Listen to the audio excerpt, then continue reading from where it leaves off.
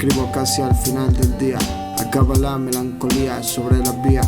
Repaso cuantas frases que en mi libreta sobrarían, si las que encajaría, notas que no esperaría para ti, querida. Un ya casi me olvidas por un camino donde en pocos confías. Recuerdas que anécdotas, que alegría. Recuerda este vacilón de fe sin religión, de este don y un run.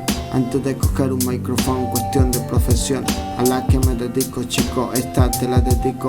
Me quedan 2 rimas y las multiplico. Suena mi eco, saber que por tu cuerpo peco, que podría rapear hasta en checo, sin paracaídas de chaleco, salto sobre el eco. Así es la vida, buscaría una base, me desahogaría casi al final del día, sin preguntarme si muchos me escucharían. Contendría filosofía innata, me inspira como mide, solo espera que te miran, señor Leonidas. Y mira, suena este vals casi perfecto al eco.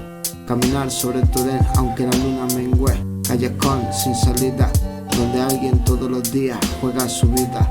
En mi lugar, ¿cuánto apostaría? Vengo por mucho más atrás que en la carretera.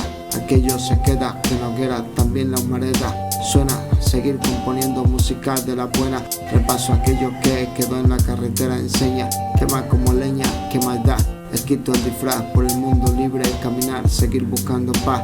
Al final, solo lucha por moneda, otra pista se quema. Espera que todo termine para saber si fue buena.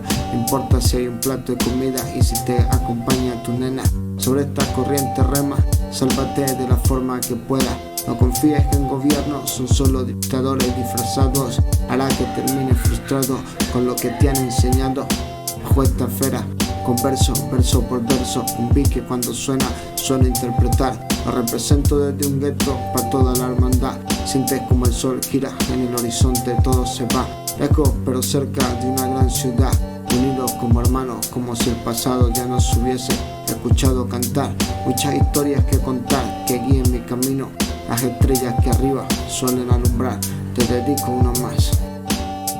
Yo, te dedico una más.